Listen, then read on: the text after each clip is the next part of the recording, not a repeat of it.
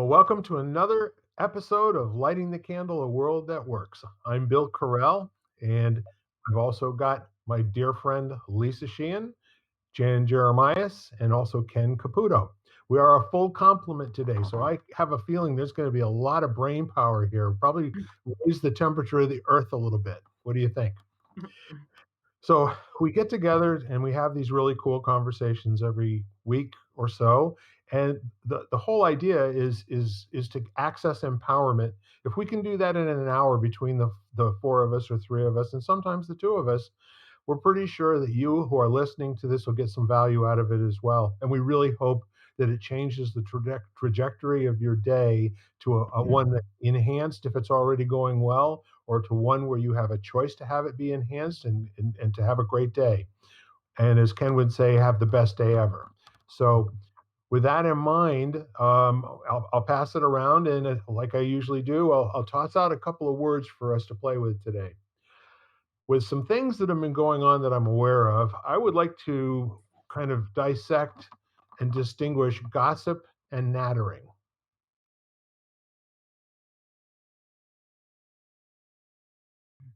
How's that for coming from the dark side? You say nattering? Nattering. Okay. Thank you. Maybe we should start out with Lisa. Are you looking it up? I am. Well, in the meantime, if you want to identify who you are in the world and maybe even say a little bit about why you're on this podcast for so long. We're pushing almost 2 years here. Are you ready?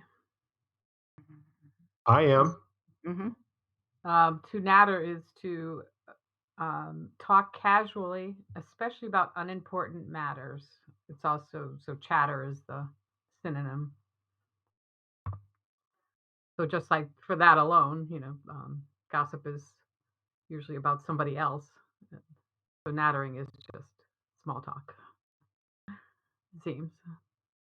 And of course, I think, they've said gossip is one of the most dangerous forms of conversation, and the least uh, accomplishing kind of conversation. There's no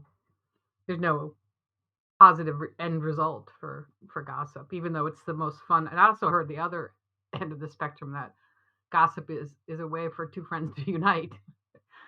So, like, nothing unites like a common enemy, if that's the purpose of the gossip. But sometimes sharing something kind of cements your relationship, or some sort of level of trust. If you're sharing that with somebody, of course, then the two people go off and tell two other people. So it's not. Well, It's still not good. Warner used to say you pick your friends by finding out who has the same complaints as you. Mm-hmm. Mm-hmm. Sometimes it works. So the word nattering can also be used as kind of like a low level form of gossip. Typically, neither Mm-hmm. one of the two words is building a world. Both of them are typically either removing energy from it or actually destroying a world. The point of gossip is what? To try to remain anonymous while you're doing harm to somebody else in language? True. I'll look that one up too. Yeah, there's a kind of like a feeling of anonymity or secrecy or quietness, or don't you didn't hear this from me, or that sort of thing. So the definition is, as a noun, it's casual or unconstrained conversation or reports about other people, typically involving details that are not confirmed as being true. And then the verb is just to engage in gossip. So And further, many times they're not true, and right. that makes no difference because it's just something to pass on. Well, So it's that's it's just the modern day news. You're just Yeah, talking yeah. yeah. about the news now. 24/7, 365. Yes, you are so right. We're out to lunch today, and I asked my friend how are we doing, and he said, well, everything is going really well, and he said, but it's not going really well, and these things that I'm hearing about this, that, and the other thing, and I said, well, where'd you hear that? He said, well, New York Times, so of course it's true, right? And I said, well, yeah, you would like to believe, that they have their, the best intentions in mind when they publish things. But I said, are you aware that they published some things that were not true? And he said, no, I'm not. And I said, all right, so how about that U.S. soccer team, huh? Have you found a reputable news source that has no I haven't. news? I know. I There don't is know if Well, like one, there's Wall Street Journal yeah, is good one or that I've heard about that I haven't been able to chase down yet that says just the facts, ma'am. Okay. I saw an ad for it, and then I lost the bubble. So I bet if I search it, in Google, I probably can find it. But they basically are saying these are just going to be firsthand reports from people, and we're not going to tell you what it means. Sounds to me like Roger Mudd and Walter Cronkite. Sorry, Ken.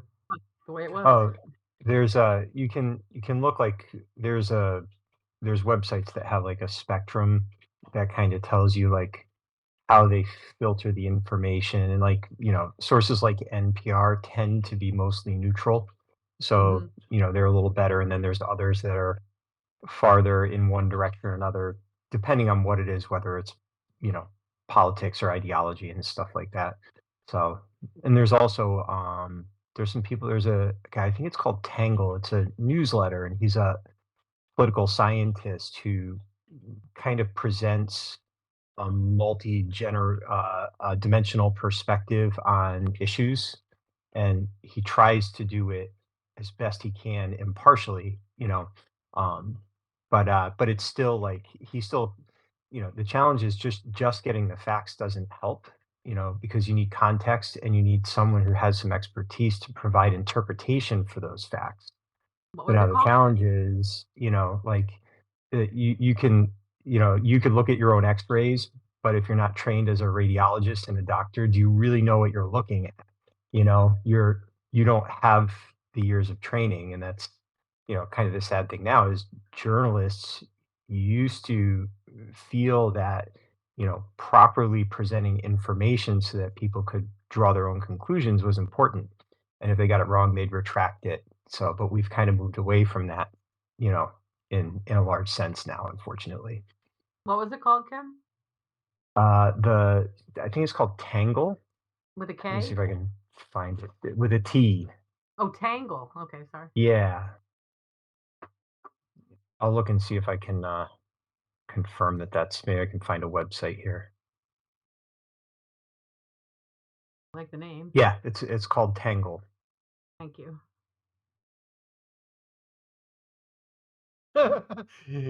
Ken, I'm having a ball with NPR at the moment. Uh-oh. Just you can do this at home. Google, is NPR biased? Uh-oh. And Even on the NPR site, they're reporting that. Let me read it rather than paraphrase. I'll come back here to you, Wesley Webbit. Yeah. So from NPR, um,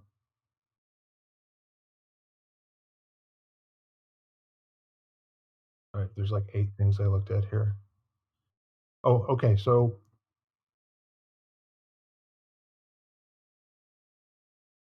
I haven't seen so well since I had COVID this last time. oh, Okay, here it is. June 21st, 2005. Uh, some listeners think NPR already has a subtle or perhaps not so subtle bias. They say NPR is overwhelmingly liberal on a number of issues. So this goes back to 17 years ago, yeah.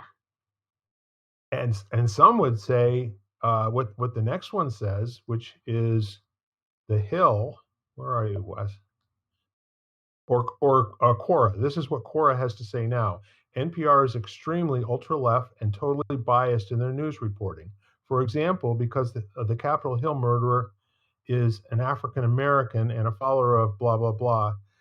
And the interesting part of it is I have a feeling this is kind of a Rorschach test, because I know a lot of people would say exactly what you did, Ken, that they're viewed as being in the middle. But again, it depends on who's viewing and who's reporting, right?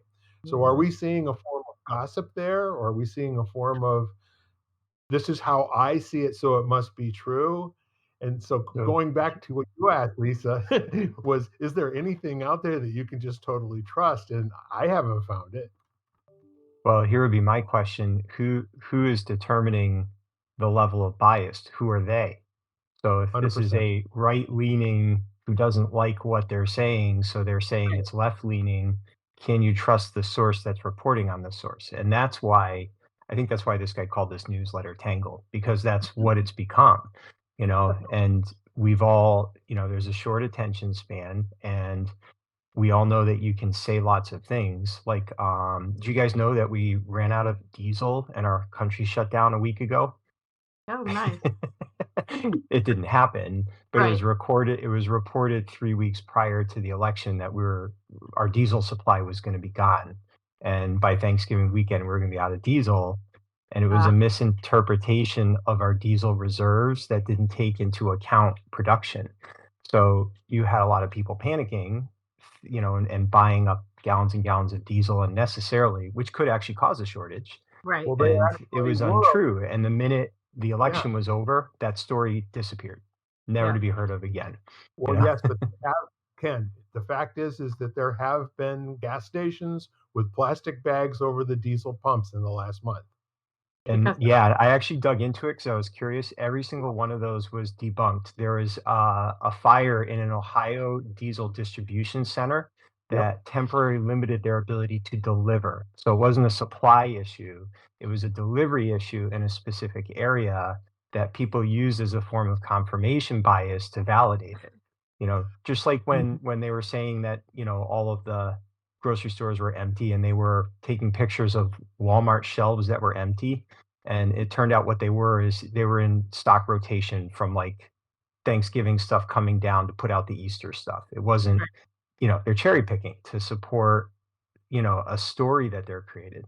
But Yes. I found that one very interesting because I actually followed the trail Yes. to find out how that was. And the crazy thing was during the time they were reporting it, we were actually producing so much diesel that we were exporting it more than normal. you know, so, but if you were to listen to certain news stations, it served a purpose to create some uproar over that. And then they just jump on to the next story. So I think that's back to your gossip. I think a lot of times what I've learned to do is look at is the story, whatever it is, whether it's news or gossip or what, is it designed to elicit an emotional response or a cognitive response? So if it's going to leave you feeling worried, fearful, overjoyed, overprotective, whatever, it's stimulating emotion first. I approach that with a healthy level of skepticism, you know. But if they're giving you data that gives you something to think about, like a complex problem, like, hey, we're going to run out of diesel. If this doesn't change in the future, it's not going to affect us now, but it could, 10 years from now or whatever. That's something you can reflect on, you know. So, and that's helped me sort through the noise a little bit. So the interesting part of what I was saying while you're saying that is the little green bags over the green pump handles that actually did appear confirmed something to somebody. And those of Mhm. us who didn't watch any news had no idea there was a shortage going on. We just knew that they weren't able to pump any diesel that day that I drove by there to try to get some. And funny enough, um, it's so cool how everything can kind of come back to hearsay. Uh, I'm waiting right now to have a new natural gas uh, furnace installed. So we're switching over from oil. And so the long and the short of that is that our goal was to run our oil in our tank down to zero about the time that they did the switchover. So we were spot on. And 3 days before the guy was supposed to show up with the new furnace and get going on it, he called me up and he said, "Guess what? Uh-oh. My partner had come down with COVID the day before yesterday, and I tested positive today. So this is 2.5 weeks ago. We will not be doing that." I'll have to call you back after Thanksgiving. I still haven't heard back from him. But the Oh point god. is now that we had next to no oil in our tank, I called up my company that I've been doing business with for 40 some years and said, "Can I get a delivery of 50 gallons?" And mind you, I've probably paid these guys close to $100,000 in oil in the last 35 years, right? So they said, "Well, we've got a minimum delivery of 125 gallons." And I said, "This is what I'm trying to accomplish." And they said, "I'm sorry." And I said, "Okay." So rather than calling another oil company, you know what we did? We got a 5 gallon uh, plastic can and then went to the gas station and pumped 5 gallons of Oh, diesel yeah. and Put brought the it back. diesel in. And so we did that for like, a week and a half. And finally, I just called around last week or 2 weeks right before Thanksgiving and said, "Bring us 50 gallons." They said, "No problem. We got you." And I called him back again today. But the rumor about there being a problem with number two fuel oil as well, and the justification for the current pricing being almost $5.50 a gallon, you know, Mhm. there's no real correlation to what they're paying for the oil. They're now moving on the announcement there's a potential problem and raising their prices ahead of time. Mhm. All that said, do you have any place you can go and find factual data? I mean, unless you get out there with, a measuring stick and calipers and, do you have to see everything yourself these days, in other words? I don't think so. I think it's just separating out the the eliciting of emotional response agenda or blame, and just, especially if you look at multiple sites and how they report, there's going to be a core of information there, and then usually you can follow that back if you're interested enough. Yep. So, but like the diesel thing, at first I just disregarded it because I knew that just was ridiculous. Yeah. That was not going to happen. And the source that reported on it, I knew was also ridiculous. So, so that was pretty easy. But then I got curious. So, I started looking it up, and depending on, there's a lot of information about how diesel reserves work. So I actually learned about it. I didn't know. I'd never thought about that before. And, I'm sure, like, if you're a truck driver or something, you're probably well aware of how that kind of things happened. And I bet you that they were aware of the distribution issue, you know, that could affect their ability to, get their trucks going where they needed to.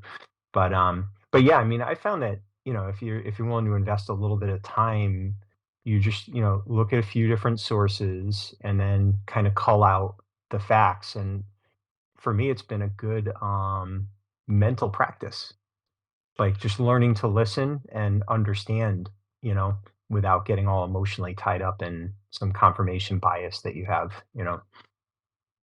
So this is the best thing ever. I just Googled, is there a diesel supply shortage? The first thing that comes up is from guess who? NPR. Yeah. Yeah. So showing results for is there a diesel supply shortage? There's a big difference between the price of gasoline and diesel. That's because right now the U.S. is experiencing one of the biggest shortages of diesel since 2008. Currently, there are only 25 days of supply left, and that number is dropping fast. You know what the date of that was? October 29th, 2022. Mhm. Yeah, and that's so whoever reported that also didn't understand. We very rarely have more than 30 days of reserve, and it's dipped below 25 multiple times. That's not unusual. So yeah, so there you go. So even NPR. So you got to You look know, beyond it. Honestly, I don't fault anybody. I don't fault the people that are talking, and I don't fault the people that are listening. I just wonder what life would be like if if I understand how you've been in the last 2 to 3 years is that you just don't pay attention to it, Ken, you know? And I think that's a powerful way to live life if you get interested in something and do the research for it. But the funny part of it is I was looking at, I was watching a YouTube video and they were talking about something that was readily available information-wise. Oh, it was Elon Musk talking about something that had to do with social media and had to do with confirmation bias and had to do with Google. And he said you can go through and you can take copies of what was present on Google 15 years ago and compare it to the same sources on Google today, and they say quite a different thing. Hmm.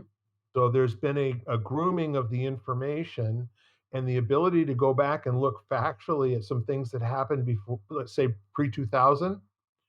A lot of that stuff has either been removed or the wording's been changed or it's been rewritten in a way that it fits a modern narrative.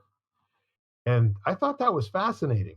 Can you imagine being somebody who's 19 or 20 years old right now, going out and just believing everything that you see when you do a search? I'm Whether or not sure. it's right, you know? That sounds like all of human history to me. But it just happens faster now, and we're more aware of it, you know? The So winner gets I to think, write the story, right? yeah, I mean, there's always been that, I mean, what's the old saying? Something, history is written by the winners or something like that, you know? So yeah, I mean, that I don't think that's unusual, and it's kind of funny. I actually been paying really close attention, especially to politics. I find it fascinating right now, but not through the lens of what they're saying. It's who they're being and how they're leading, and if they have a long-term result or a short-term mindset, kind of like shareholders in public companies. They're worried about the next quarter, not the next decade. So, you know, so I find it all fascinating. So, but I don't get caught up in, you know, the thing that they're screaming into the screen to elicit an emotional response. I'm more curious about what's led them to be motivated to do that in the first place. It's maybe profit driven or attention driven or, you know, a genuine good-hearted belief when they're operating under some kind of illusion that they've adopted and bought into. Who knows? But it's interesting. When you have to sell advertising to keep the lights on and keep paying your employees, there's a suspicious motivation there. And I don't care how, intentional you are in terms of the good. If you find a way to cut corners and make money faster, unfortunately, that's what most human beings are going to do. Not all, but there will be a propensity to do the easy thing as opposed to the right thing. Yep, that is true. And Jan, I just wish you wouldn't talk so much. I'm It's just big, yeah. thinking about that. Yeah, I am. I'm just thinking about one is, I think you do choose what you're really passionate about or things that really somewhat affect you, possibly about what you choose and how you investigate and learn. And I don't think, I come from a world of science, and science can be very biased, and depending on where you get your funding from, can be very skewed. And so as a scientist, I have a hard time these days because I feel that, it's always been about money to some extent because you want to get funded in grant funding. So you're always somewhat biased as to to get a result because you want to publish. Otherwise you don't publish, no publish, no perish, you perish. Mhm. So, but there's this definite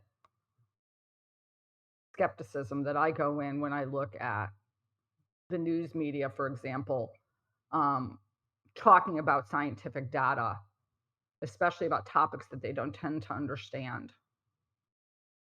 Um, I had that discussion with somebody early on when they were talking about COVID testing and the fact that they were pooling samples. And I said, I used to do samples of screening thousands and thousands, and you pool samples because it saves money.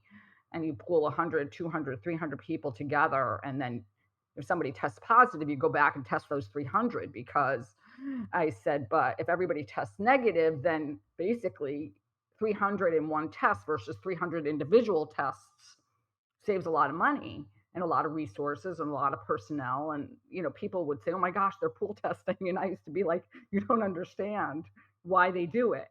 And so I think that people don't understand and they kind of make assumptions Mhm. without full knowledge of reasoning. Again, whatever the degree is after your name, you have a point of view, and people just typically love to be right, you know? And if they're a contrarian, then they love to be right about being a contrarian, you know? And I Mhm. think that was one of the problems that most of the lay people during the COVID cycle had, is that we had many different scientists all trying to say what the data that only they had seen means, you know? And so trying to help people survive, trying to help people understand, avoid getting sick. I have a feeling all their motivations were the same. But as soon as there was a party line from the WHO, and all the health organizations in the United States, it seems like almost immediately there were other people that were popping up going, we got history dealing with other things that show that this isn't going to probably work out well for us if we follow these procedures. So everybody, how many times do you think we heard in 2 years, follow the science or listen to the science, and whoever was speaking represented themselves to be the science. All the time. Yeah, yeah. I think one of the interesting things in watching it was there's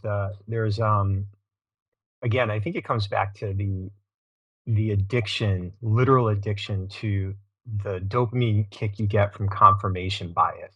And if you add in Yep.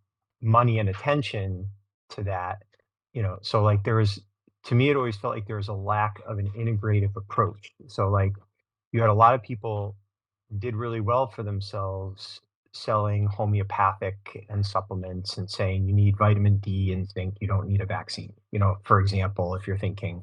So instead of how could these things all create a web of immune defense, and what would be sensible? And also, from my understanding of science, you test things and some things hold up to be true and some things don't. So a scientist isn't saying do this because it'll work.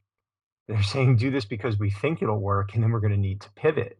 But when you're in an environment where someone is standing over your shoulder, ready to scream in your face that you're wrong and they told you so, and they're trying to, and then they're cherry picking data and trying to create an illusion of how you're wrong.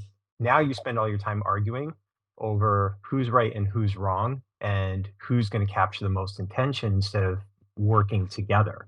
So, and that was, again, now we're back to leadership. I saw a lot of polarization in leadership. So the human element failed because there wasn't a common focus on how do we mitigate the risks of this novel disease, especially when you have people who refuse to even believe it exists, still don't think it exists.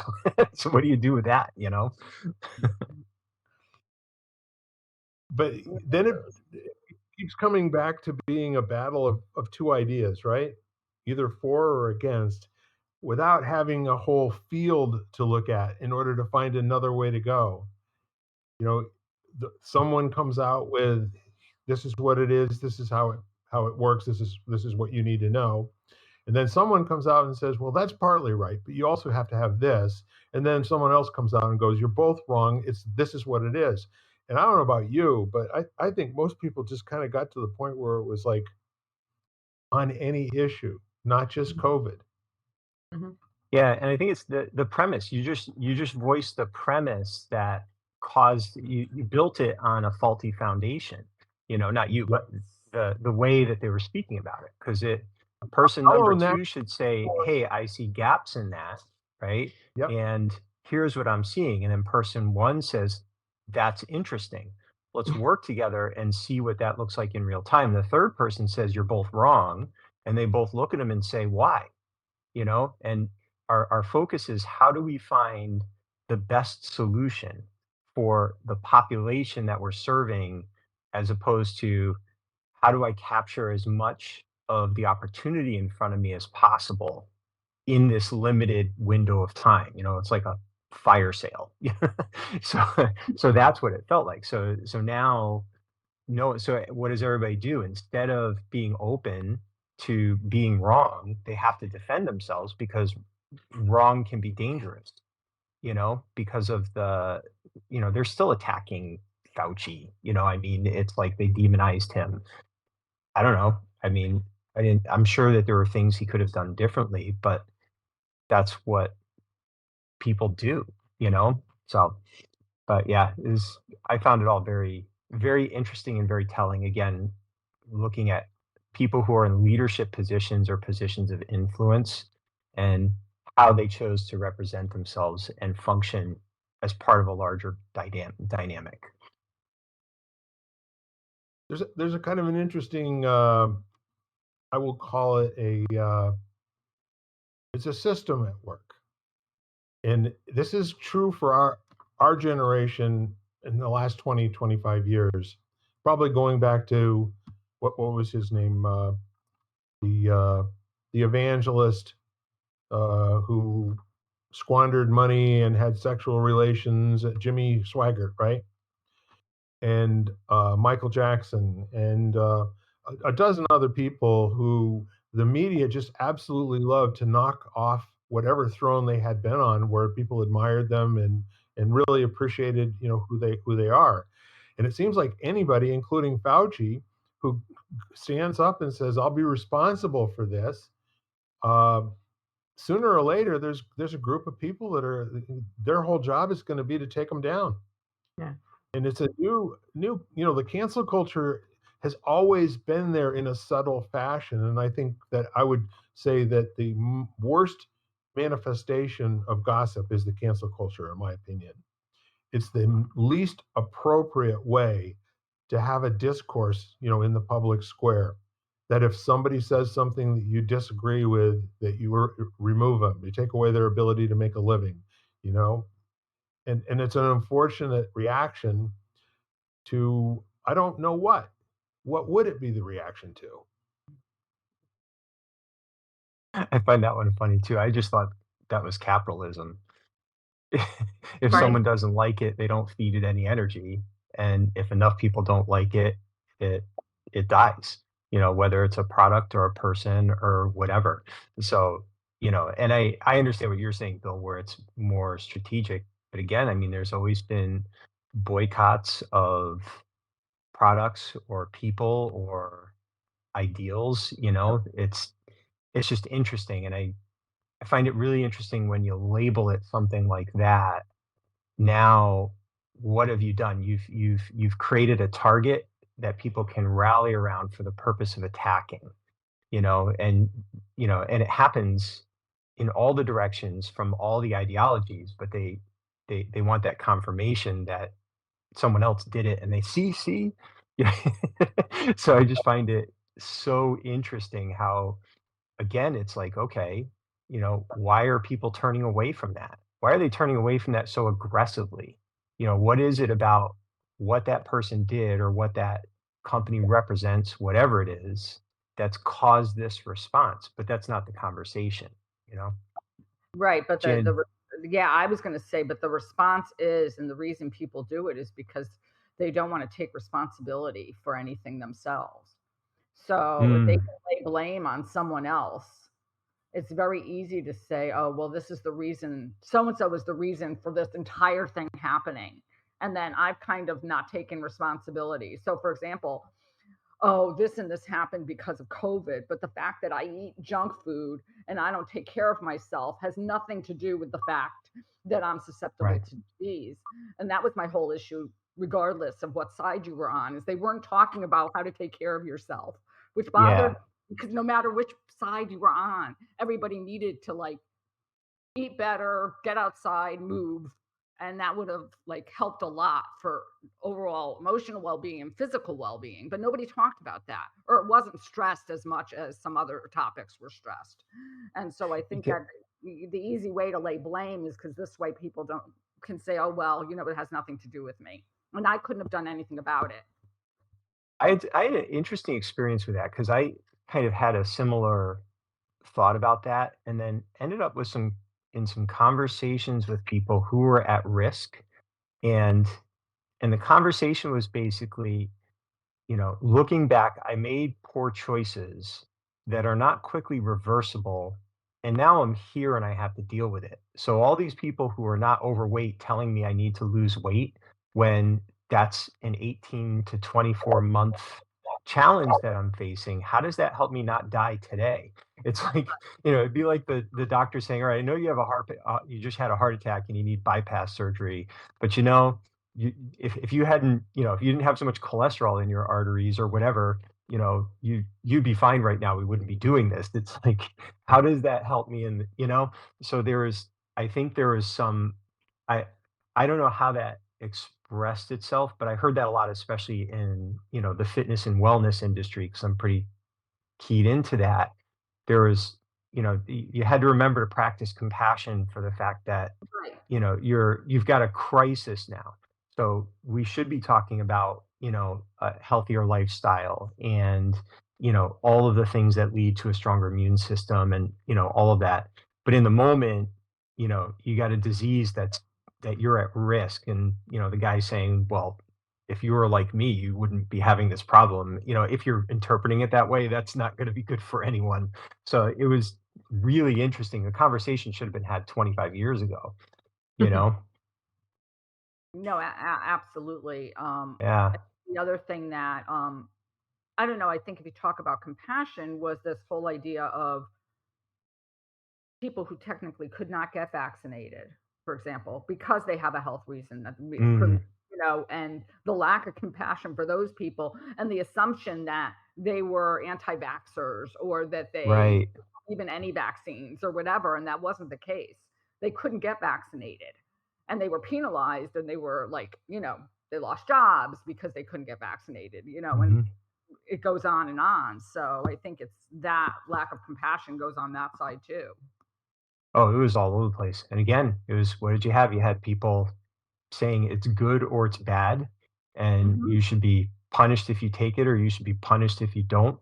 So Right. not, how do we protect people who can't do this for whatever reason? That's right. And how do we inform people so that they can be educated and know whether or not, so that they can do an honest risk assessment, as far as taking the vaccine versus not. And there Right. wasn't a lot of that. It was all, this is why you should, this is why you shouldn't, and you'll be punished based on who was judging you for that decision. It's Yeah. interesting. Hmm. Even more so, if you remember, the foundation of all of the vaccines at the beginning was we do not have time to develop an antigen, and get roll that out to enough human beings. So we have to come up with something else that will be able to destroy the molecular structure of this particular virus. It is not intended to keep you from getting it. It's only intended to keep you from dying. That's what got said in March of 2020. When we going to get it? When we going to get it? Now we finally got it here. And then most of the mainstream media was going, when they were talking about the people who were anti vaxxers, or even just the people who hadn't gotten around to getting it yet. You're a spreader. You're killing people. You don't have the right to not get vaccinated. And then after that, when people did get vaccinated and found out that they could also be a spreader, after the mainstream media said this stops the COVID virus with you. It will not go anywhere else. It will not be transmitted. So once you've had the vaccine, you should be able to go out about your life. They didn't know what they were talking about. They were selling advertising, in my opinion. And the more they could keep us plugged in and worried and anxious about what the real truth was, once we heard something that we either agreed with, as Ken would say, with a confirmation bias, or gave us comfort because it's an area we have no expertise and they sound like they know what they're talking about. Isn't that how people decided if they were going to listen to Rachel Maddow or if they were going to listen to, CNN, or if they were going to listen to Fox News, something lined up with who they already knew themselves to be, and they got comfort out of it somehow, and that's where they went to get their information. Now, was any of that information ever right? How are we ever going to know? Jan, with your science background, this was the I'm just kind of curious how accurate this timeline sounds, because the my understanding was one of the main causes of a slow, like, vaccines take a long time because of funding. And when you take the brakes off the funding, that can accelerate, which is what we experienced. Mhm. And the challenge is if you get a large enough percentage vaccinated, that reduces the risk of variants. And the original vaccine was stronger against the original variant, but it didn't get into enough people, so it mutated, and that reduced its efficacy. Is that somewhat accurate? Where's the gaps in that story? I mean, I think that's somewhat accurate, but I think that you have to remember, okay, bacteria, virus, their main goal in their existence is survival. I mean, that's really all they're thinking about is mutation. Like, how can I mutate so that I can survive in the next host?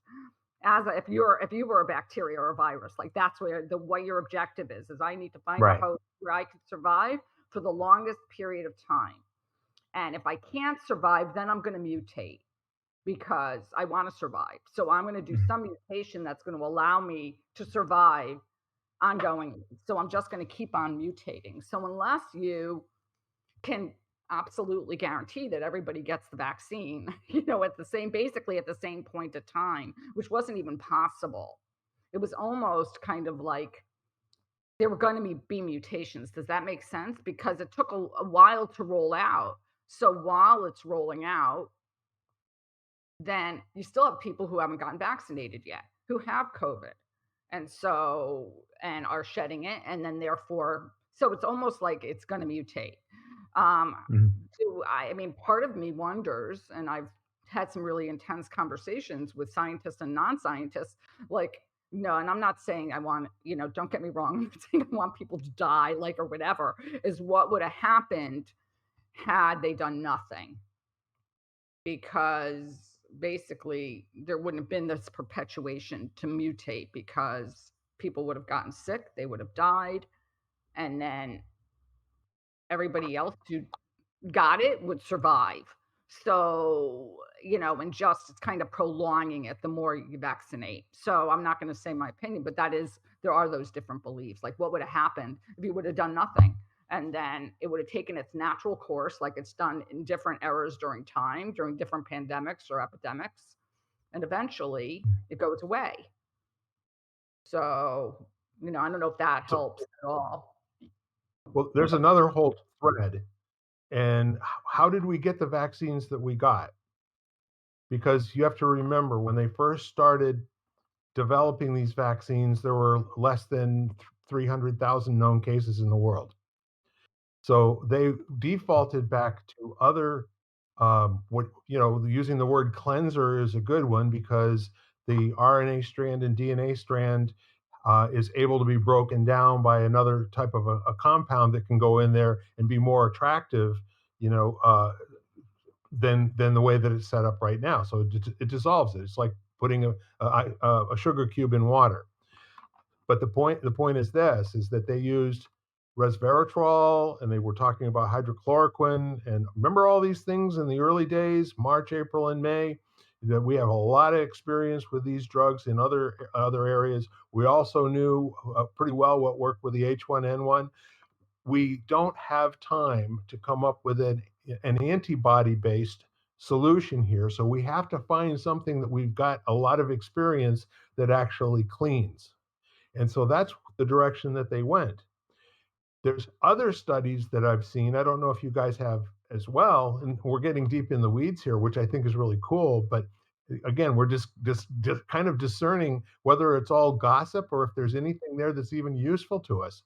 But did you see the study that basically said they took a population of people who had been vaccinated and a population of people who had not been vaccinated, and they found out that people who had not been vaccinated had a 86% survivability, and people who had been vaccinated with the first dose had a 46% survivability. So, what does that mean? Does that include 200 or 300,000 seniors that were ventilated to death? Does that include, what does it include? The whole point is we will never know unless we compare like what happened in Africa. Africa was one of the least vaccinated areas in the entire world, and they suffered the least amount of death. What does that mean? Is there something in particular to their, their chemistry or their diet or something of that nature where it just wasn't a hospitable host at a lethal level, for COVID? Or And the were other, they better about mitigation? There was a story oh, about someone in yeah, Spain saying, "Why are the signs saying please wear a mask only in English?" And the bus driver said, "Because only English speaking people are angry about wearing masks." I mean, there are cultures where they do that, you know, anytime someone's sick, they put a mask on so that they don't get other people sick. And it's not about freedom or rights. It's not a polarizing thing. So, and I'm not saying it's that, I'm just using that as an example, but maybe in Africa it had nothing to do with, their natural immune system. It had to do with they were willing to do other things to protect each other. I don't know the answer. It's just, but you're absolutely right. The context yeah, is Mhm. so key because you can throw out all kinds of numbers that support a position, you know, but yeah, what's behind them? And and it just strikes me how it's really interesting to me how difficult it is to have both and conversations where it's okay, it's going to take time to roll this out. Let's try these other things and see if they work. You know what? We tried it, that didn't work so well. Oh, I thought it was a good idea. Let's let that go. Let's move on to the next thing. Hey, yeah, it's going to take time for us to get to herd immunity or whatever. I mean, but you couldn't have it's like our political environment right now. No one wants to talk about the fact that you can do multiple things at once. you you can approach multiple problems. That's why you have multiple committees and you have, hundreds of legislators. It's not a bad thing unless you want to not have people focused on an integrated approach to solving problems. You want to drive a wedge that keeps them from really, really embracing complex solutions, which are the ones that usually tend to work. But to that point, Ken, I think that people don't understand scientific processing. The Mhm, fact that, of learning something, especially with a disease like this. So people would get really upset when, let's say, the distances change that you could be again, like with someone, first it was, mhm, 6 feet, 9 feet, like, and then they would, and they would quibble about that, or, yeah, not wearing masks, when really, some of it is a learning process. Like you really don't know. And you do it and you're like, okay, you do an experiment and you say, okay, you have to, if someone is within 4 feet, okay, this is spread, or the bacteria will, if it's aerosolized after a certain point, it dissipates and it doesn't affect people. But people don't understand that that takes time, especially in our culture where yeah, everybody wants every decision or everything to be decided yesterday. And so all of a sudden they mhm, don't understand that there is a process by which you learn things when you're, especially when you're dealing with a situation like that of unknowns. I mean, I worked in research back in the original time of HIV. I was, working in a lab and we worked on HIV. And I just remember like what we like didn't understand about HIV itself, like sure, what we didn't know, and the fact that we were more scared of the populations we were dealing with were very high in hepatitis. Hepatitis B was really high. So we were more we were more fearful of getting hep B mhm, than we were of getting HIV. But this whole idea of blood transmission or body fluid transmission and what that meant, and everything. And so there was really no idea. And it was all like, okay, like it was all experimental error and you have to mhm. just figure it out. But in a system like this where people are not used to having to wait for anything, And I think that that's when I would watch the news or people would get upset. Well, they're lying to us because they said we had to be 4 feet yesterday, and today they're saying 6 feet. And I'm just Yeah. like, you It's know, like that's called learning. right, exactly. You take the Wayback Machine a month and a half earlier when we believed it was surface transmitted, and we spent Oh millions of yeah. dollars Yep. Yeah. cleaning buildings and cleaning furniture and fixtures and all that sort of thing. And the sad part of it is we went through 8 or 9 weeks, and that is something that could have been lab tested and proven in a period of 24 to 48 hours, to where you at least had a viable, a correlation, if not a one-to-one correspondence. So how did they find out that it was transmitted aerosol? It was when they finally did a little bit of testing in a lab with how far they thought a cough would go. Mhm. And then they realized, after testing the surfaces in that room, finally, it isn't being transmitted at all by surfaces. It's people talking, breathing, yakking, smiling, all that good stuff. What does that come back around to?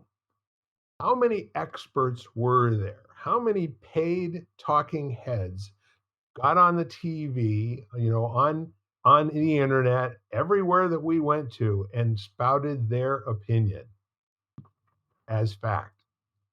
You know what I saw? I Yeah. saw humans who have expertise who were speaking as best they could in a situation that none of that hasn't happened in 100 years. And, and I guarantee they had blind spots. They probably were basing those decisions on how other viruses they've had experience with operate. And the challenge is, we're all sitting back like the armchair quarterbacks saying, "Oh, well, you should have. Why didn't you do that? Or what were you thinking?" So again, it's all of that attacking judgmental language instead of, "Hey, you know, someone didn't look at that for future, as you're building a new playbook, maybe this is something we should consider a little earlier on, and yeah, maybe some people should be held accountable. Maybe some people should be fired. But I bet you just no, I mean, look at business. It's really easy for the customer to get mad about an experience they have without knowing just the chain of events from people trying to do the right thing that led to not the greatest of outcomes, and it wasn't personal or even intentional, but then the angry customer can go blast you with reviews and they can hold a grudge and they can want a consequence. And now what's the focus? Not on doing better or on adjusting and, moving fluidly and adaptively. It's on being angry, you know? Yeah, I'm always reminded, having gone through that period of time from the early 1980s when AIDS was totally misunderstood, and when so many of my friends' names were being stitched into the quilt until the quilt became so massive that they just stopped doing it. It was just too many people. But I had two really good friends, that I knew personally, that both died of AIDS, and the I think the mysterious connection here was Fauci, um, and also I can't remember what her last name is. Doctor it begins with a B, but I thought she was kind of like the rudder, and Fauci was the wind in that, leading the charge. But both of them were experts in HIV, and unfortunately, they started treating it like it was a pandemic before they actually had the numbers for it to be a pandemic, which is why we had a 2-week lockdown to keep it from being a 100-year experience. Remember? Flatten the curve, 2 weeks, we're all going to stay home. And then instead of having all of us stay home, they had 30% of us stay home. And 70% went on around doing their business because they were, what was the word? Essential. Essential. So the long and the short of it is the whole thing was kind of goofy from day one, and it made sense what they were saying, and we went along and we complied as much as we possibly could, both as an essential worker and as a non-essential worker who was quarantining or whatever. But in the meantime, Ken, what lessons do we take away as listeners, to this kind of speaking in the future? How do we behave? How do we react inside when we have something that's going on that looks like it's actually putting the existence of the world at stake?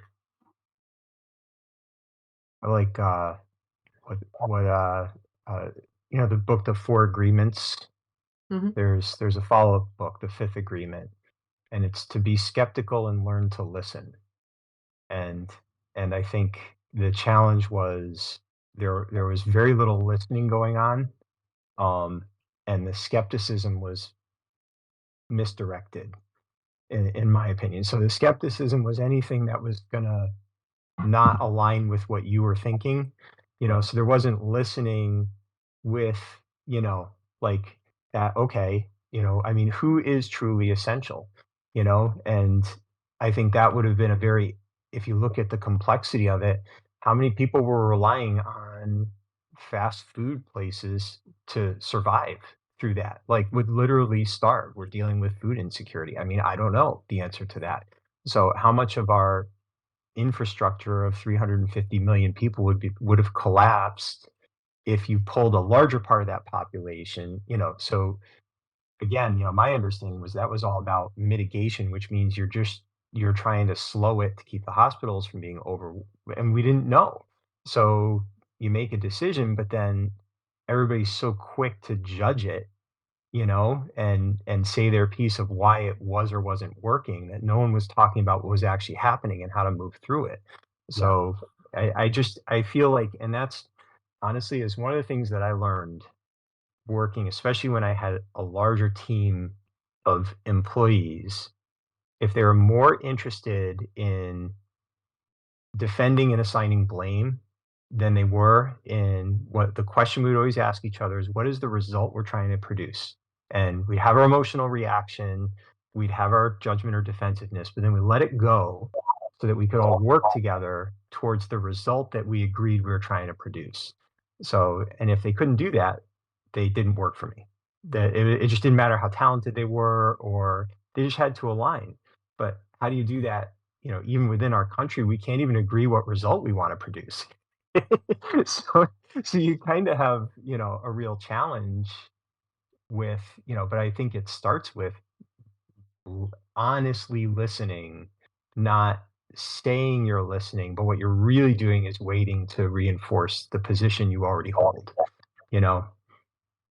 I think that kind of lent itself to, at least for me, especially, was a complete new level of disillusionment. I didn't know who to believe, and so I just Mm, almost stopped listening because it was almost easy. And I've got to believe that there's a ton of people that feel the same way. Like I'll have to just decide for myself, and that's how I base a lot of my decisions. My mother has COPD, so we weren't going to get together unless I had a vaccine, and I didn't even have time to think about whether I believed in it or not.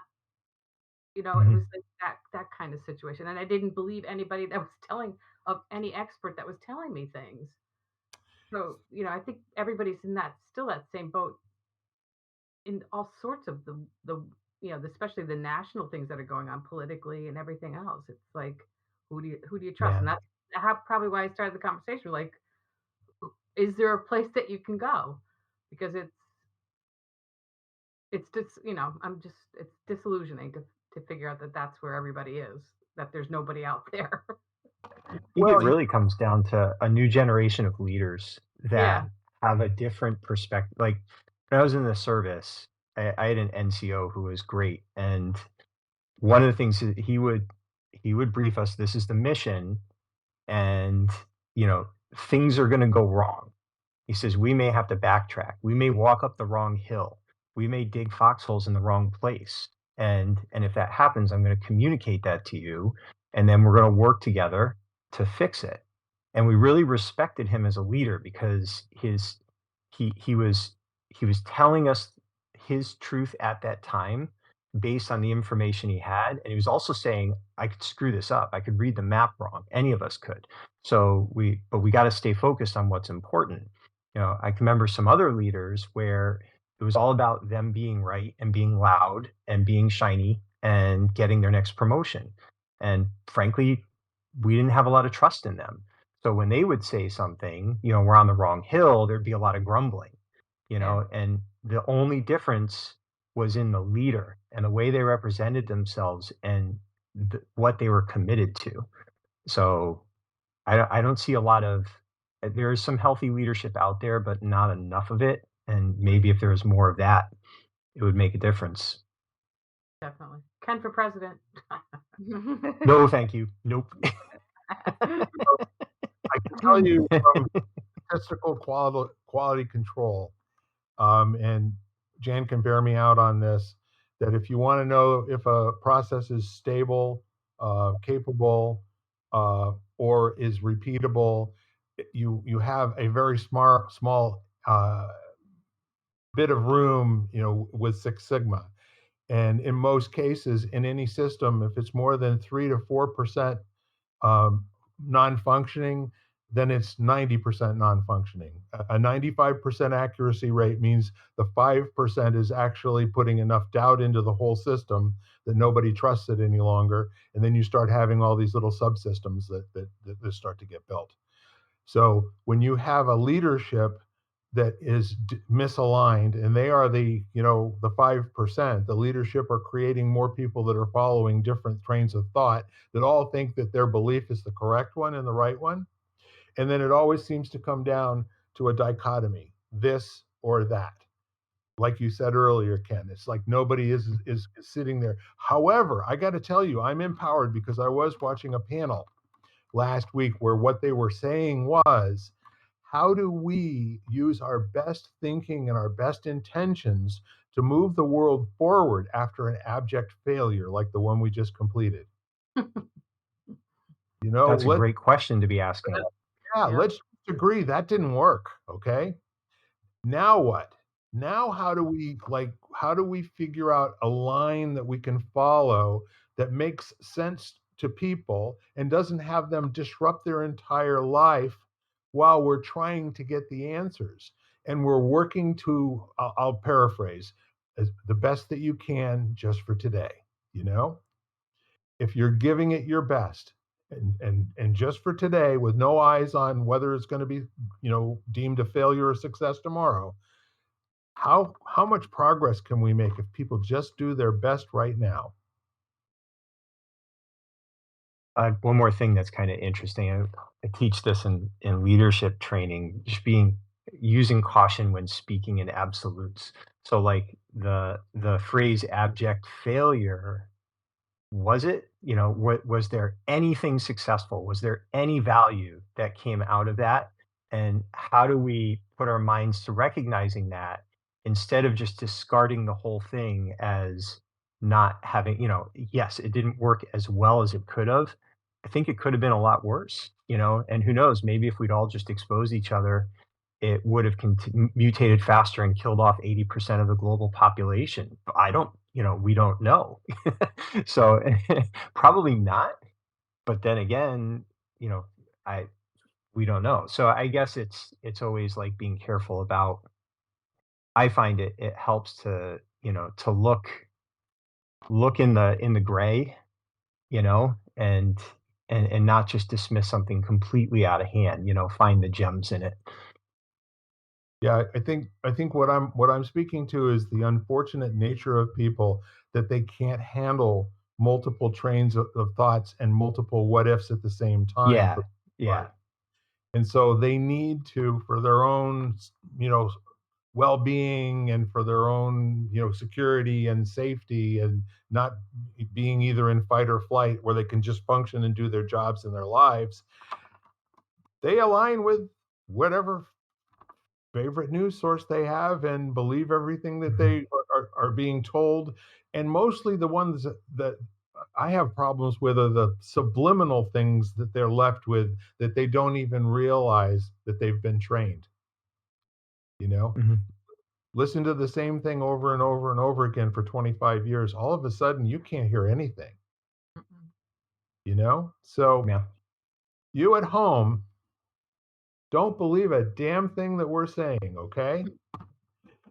Ask your questions, go out there and beat the trees and get your own fruit. But guess what? If you live a life where you're questioning and you're empowered to keep looking and seeking and finding your best life, it's a lot better than sitting back and waiting for somebody to give you a go that never comes, in my humble opinion. And I'm not saying that absolutely. I would say more often than not, you're going to find out that being a happy camper has more to do with how free you feel to do the next thing you want to do. And how lucky most of us are to be able to do that. This is a true That statement. is true. Yep. So with that said, anybody have any wrap-up comments? Jan? Well, good. Lisa? I'm just going to be grateful for my disillusionment right now. It's one possible way to be. Go with it. Yeah. Mr. Ken. Oh, I talked enough. I get excited about this kind of stuff. I already Yeah, said you plenty. love it. Me too. And I absolutely love the difference of perspectives. And I absolutely love the fact that we have a lot of different disciplines that are represented here. And as far as I'm concerned, Jan, you will always be the science. I've always once a scientist, always a scientist. That- My friends always tell me that. They're always like, "Oh my gosh," and I'll be like, it's genetic. What can I tell It's kind of funny as you say that, Jan. In some countries, there's like mandatory, like you got to do a year of military service or whatever. Wonder what would happen if everyone did a mandatory 6-month science internship, like learned how to think that way, you know? that was one of the reasons I didn't go, in Europe, at least when I was doing my training and everything in Europe, to become a doctor, you have to do research. There's like a research element Mm, to your degree.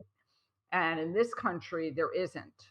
And I always thought that was a big drawback because I feel like I always said as a lab director, I think doctors would, if they would think twice about sending people for tests they really don't need, if they realize the mm, labor and the costs involved.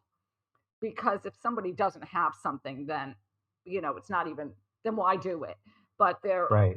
very used to, at that time, they were very used to checking boxes. So on a lab form, for example. And so I always said that I wanted to go to a doctor. Like MD PhDs to me were always kind of, I was in awe of, like, I was in awe of people who were physicians who also had taken the time to become a scientist because I figured they have much better, no offense, but they have very good problem solving skills usually because they're Yeah. used to solving problems. So, Yeah, yeah, it just struck me how, and even just thinking that way, because it's not, when you're dealing with kind of, like that environment, your opinions are a lot less relevant.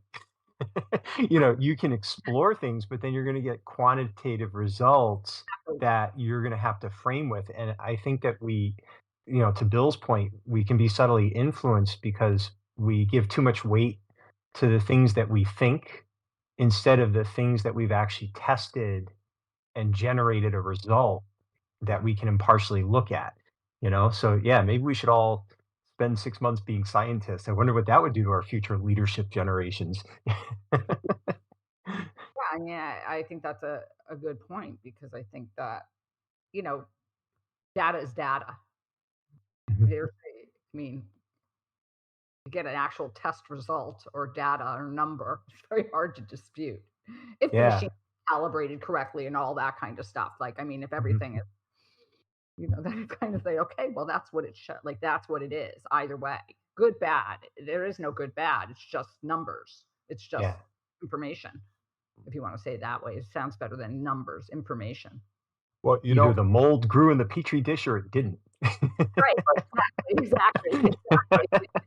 you're looking past the most important part of the scientific method, and that is that it elegantly takes your opinion and changes it into a hypothesis where you are Yeah. Yeah. absolutely, Right. there's no harm, no foul for getting it wrong. It's called research. That's right. And if we did that approach more often and then went and did our testing And the confirmation bias part of testing, where you look at the results that you like as opposed to objectively, all the rest of that sort of thing kind of comes down to how what are the controls on the science? What are the motivations of the scientist and the outcomes, and are they related to something that's not necessarily good for mankind, but good for the company or good for your pocket? Mhm. So Yeah, that's the challenge, is that human element creeps in, you Right. there's know? a good Exactly. good roadmap there, though, isn't there, Jan? Well, because there's never. It's like the data is the data, and no result is a bad result because it's a result and it's information. So if it didn't work out the way you thought it was going to work out, well, that's the way it worked out, and according to those experimental parameters, that's what happened. And so if you want to, like, so something either has to change. I mean, if you're not going to end, let's say, the research by saying, okay, well, and that sometimes depends. Sometimes it's financial limitation because what you want to do, you can't do financially, or it's that technology isn't available at the moment. So maybe that's, you know, deadens it. Or maybe it's just the fact that I have to change these experimental parameters and see what happens because I got a result. This was the information. If I think a result should be different, something has to be changed. And it's not like you're looking for that result, but if you have a hypothesis which you believe is true, then you're going to keep on changing and altering and learning to see if that is the case. 100%. I think that is a good end cap for our particular podcast today. It's been wonderful, very enjoyable, and very animated. I absolutely love this conversation. I hope you did too at home, and thank you for listening to us. Remember, we are lighting the candle, a world that works, and we wish for you empowerment, and we want you to know, always and everywhere, we love you. Bye bye for now. Have a good week. Have a good week. You've been listening to Lighting the Candle, a world that works, part of the Exvadio Podcast Network. You can catch us each week, as well as the rest of the network, at xvadio.com/podcasts, as well as the Apple Podcasts app, Google Podcasts, Spotify, iHeartRadio, Stitcher, Audible, Amazon Music, and wherever you find podcasts.